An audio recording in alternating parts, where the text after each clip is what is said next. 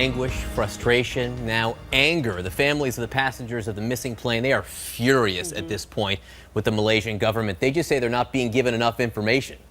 In fact, when some relatives showed up to protest at the hotel where we've been seeing these daily briefings for the press, they were dragged away by security staff.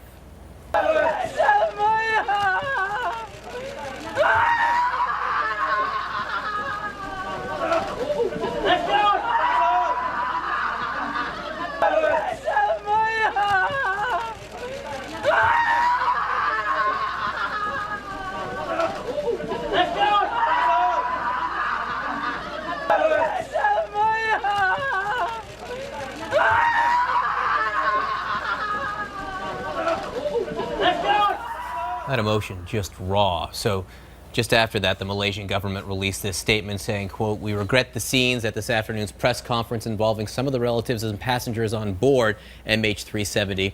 One can only imagine the anguish they're going through. Malaysia is doing everything in its power to find MH370 and hopefully bring some degree of closure for those whose family members are missing. I have ordered an immediate inquiry." Let's bring in psychologist Erik Fisher. Erik, I actually want to talk about that right off the bat. We saw the statement from Malaysia Air. They're in a really, really challenging position because the fact is, on board that missing jetliner are some of their people, some of their family members, employees. What should they tell the families? How should they be handling them? How can they even approach them?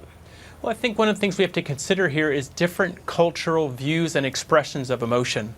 In Asian cultures, emotions are usually kept close to the vest, and what you want to look at in this situation is they almost apologize for the behavior of this woman who's expressing grief.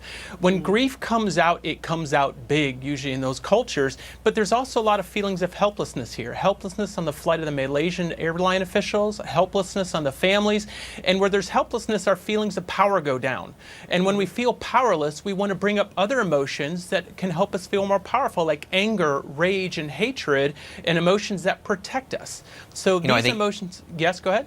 All I was going to say is I think anger and frustration are prevalent in just about any culture, and when it starts to bubble over from the lack of information, again, I think that has no cultural boundaries.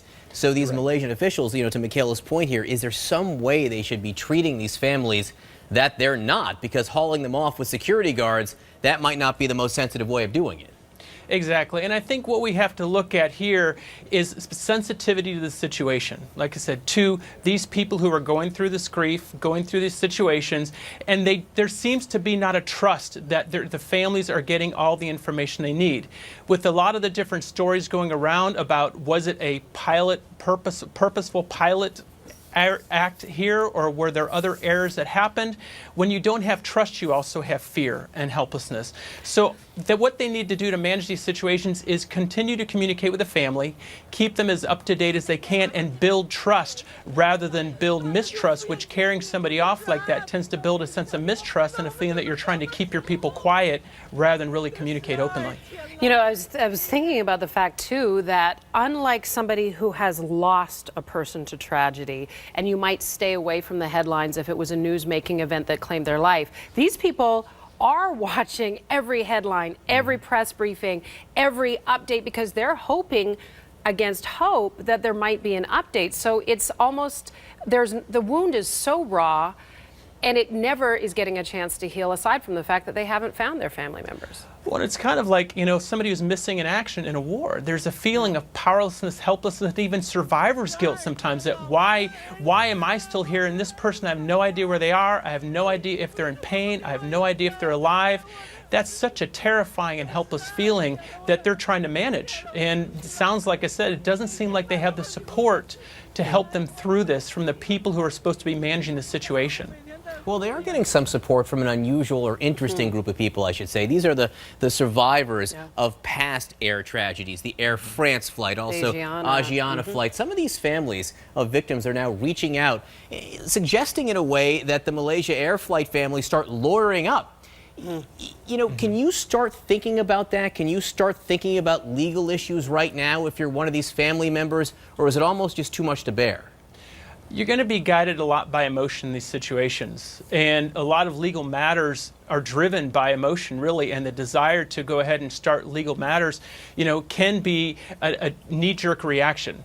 I think what we have to do, or what we want the families to do, is sit back and make sure they're getting support emotionally, psychologically if they need it, from their family members and communities. And one thing that the family members can do that have been through previous tragedies is support them emotionally. Help them to know that these are the things that we did to take care of ourselves, and that can also help people of previous tragedies grieve because they're doing something positive with their grief to help others and empower other people who've been through what they've been through. And I think they are doing that too. Erik Fisher, thank you so much for joining us to talk about this. There's really so much emotion here to try to understand.